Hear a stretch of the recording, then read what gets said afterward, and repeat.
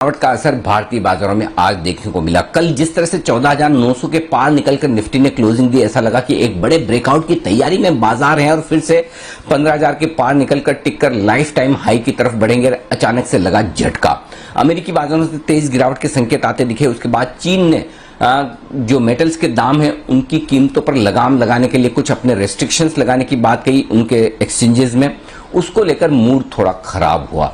उसके चलते भारतीय बाजारों में 200 पॉइंट नीचे खुलने के संकेत आते दिख रहे थे एसजीएक्स निफ्टी से। हालांकि हम उतने खराब खुले नहीं, मुश्किल से 150 पॉइंट नीचे खुले। शुरुआती 5 मिनटों में जो बॉटम बनाया, उसके बाद दिन भर बाजार ने उन निचले स्तरों को तोड़ा नहीं और लगातार थोड़ी थोड़ी खरीदारी करते हुए दिखे। तो एक तो अच्छी बात यह रही कि कमजोरी थी, पैनिक नहीं। शुरुआती बॉटम बना रहा, चाहे वो निफ्टी पर हो चाहे बैंक निफ्टी पर हो। रिकवरी भी अच्छी हुई। निचले स्तरों से लगभग 125 पॉइंट निफ्टी रिकवर होकर 14,900 तक पहुंचा भी, और वहां पर हल्की फुल्की प्रॉफिट बुकिंग आना लाजमी था। बैंक निफ्टी ने भी 32,600 के लेवल को होल्ड किया, 33,000 के पार निकला भी, हालांकि टिक नहीं पाए। लेकिन क्लोजिंग जो हुई है 14,800 के ऊपर की क्लोजिंग, 14,850 के नजदीक की, बहुत बढ़िया निफ्टी पर। और बैंक निफ्टी पर भी 32,800 के ऊपर की क्लोजिंग, संतोषजनक, सेटिस्फाइंग क्लोजिंग। और यह भी तब जबकि लगभग 150 पॉइंट नीचे ट्रेड करते हुए दिख रहे थे डाउ फ्यूचर्स। यानी कि अमेरिका में भी कमजोरी भरा सेशन ही आज रहेगा, यह डर होने के बावजूद भारतीय बाजार उतने खराब बंद नहीं हुए, मुश्किल से 0.1% की गिरावट के साथ। तो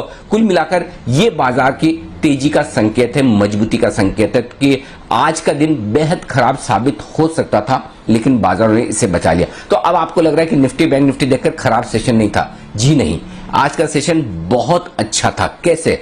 मिड कैप और स्मॉल कैप इंडेक्स को देखिए, 0.1% की मजबूती के साथ बंद हुए। यानी कि छोटे मझोले शेयरों को तो फर्क ही नहीं पड़ता कि सेंसेक्स निफ्टी किधर जा रहा है, डाउ कितना खराब है, या यूरोप में 1.5-2% की कमजोरी है। यहां पर तो अपनी ही धुन में जबरदस्त तेजी होती दिख रही है। जहां से खुले वहां से लोअर लेवल से, चाहे वो मिड कैप मेटल स्टॉक्स हो, मिड कैप शुगर स्टॉक्स हो, फर्टिलाइजर, एग्रीकल्चर से जुड़े तमाम शेयरों में निचले स्तरों से शानदार खरीदारी लौटती हुई दिख रही है। यानी कि बाजार बेहद स्ट्रांग मोमेंटम में ब्रॉड बेस रैली होती दिख रही है। और आज की गिरावट को हम जिस तरह से पचा गए, संभाल लिया, वो वाकई में बाजार की ताकत दिखाता है। भारतीय बाजारों के बंद होने के वक्त डाउ फ्यूचर्स करीबन 150 पॉइंट नीचे ट्रेड करते हुए दिख रहे थे। उस लिहाज से अगर आप देखें तो हो सकता है एक कमजोरी वाला सेशन रहे। किस तरह का सेशन रहेगा और डाउ फ्यूचर्स क्या कुछ करेंगे, वो आपके लिए ओपनिंग के लिहाज से अहमियत वाला रहेगा। लेकिन बाजारों में ताकत तो है। जिस तरह की क्लोजिंग आज हुई वो किसी भी लिहाज से बुरी नहीं। अब जो सपोर्ट रेंज है बाजार के लिए नीचे की तरफ, कल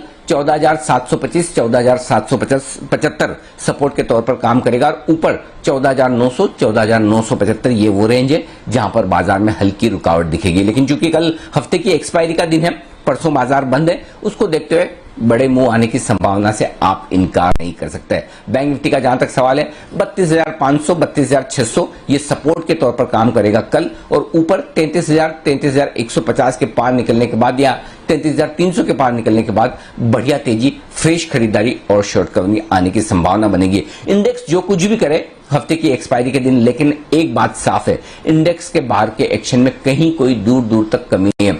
और इंडेक्स के बाहर का एक्शन आपको मिड कैप और स्मॉल कैप शेयरों में कल भी भरपूर दिखेगा। आज फिर से शुगर शेयर संभलते दिखे, सरकारी कंपनियों के शेयरों में जबरदस्त उछाल आया, energy share, oil and gas share मजबूत होते दिखे, चुनिंदा फार्मा शेयरों में खरीदारी आई, मेटल शेयर निचले स्तरों से रिकवर होते हुए नजर आए, शुगर शेयरों में बढ़िया तेजी बनती दिखी निचले स्तरों से। तो कुल मिलाकर हर गिरावट में मिड कैप स्मॉल कैप शेयरों में जो खरीदारी का माहौल है वो कल भी आप आगे बढ़ते हुए देखेंगे, और उसी के लिए